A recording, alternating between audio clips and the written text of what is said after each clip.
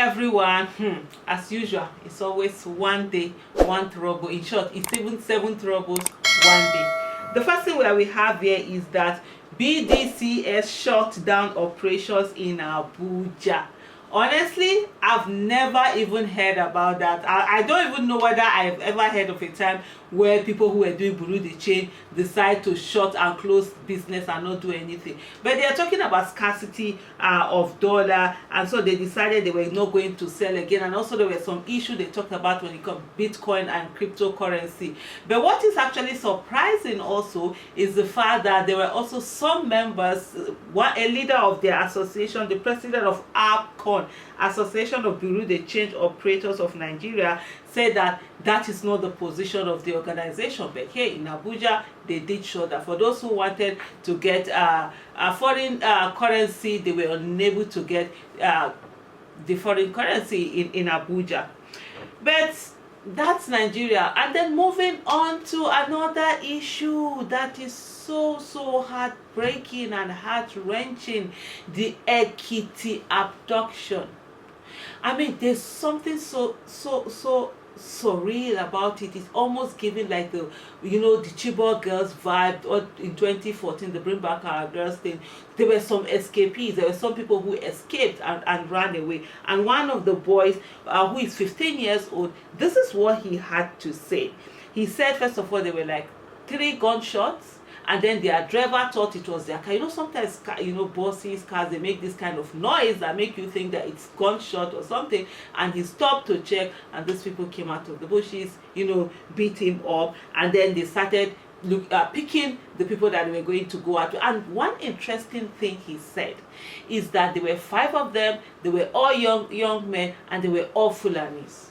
And truth be told, Fulanis have a very distinctive features. There are some people in the world that when you see them, you easily know this is where they are from. Fulanis are one of those people. And this boy, in narrating the story, did say that they started pointing at people and then picking people out, and there was such one heartbreaking experience that he related. It was like they pointed at a girl and asked her to come, and they were 2 of her brothers, and they said no, that they will not allow their sisters to be taken away. Anywhere they are taking their sisters to, they also have to be taken away. And I'm just thinking about that family. How are they going to feel that all their children now are with the abductors, and then the bravery of those boys, and the families will be torn apart to say maybe those ones would have come back. Now they will have to be thinking of getting up to 3 back. But you know what? No parent in any way whatsoever should be allowed to think between education and the lives of their children. And I can't believe that in 2024 I am repeating the same line that I kept repeating in 2014. It's really so extremely very sad. Moving on from that also is to talk about dollar. Dollar is now 1,500 Naira. Who knows where it's going to? It might get to 2,000 in no time. The free fall of dollar. And one thing that people do not understand is that we are all affected by the cost of this foreign exchange, because Nigeria is a heavily dependent country. We import practically everything. Maize that they use in making chicken feed is actually imported into this country. A lot of things are imported into this country. So the things that you use to manufacture other things, the primary product that people use, most of them are imported.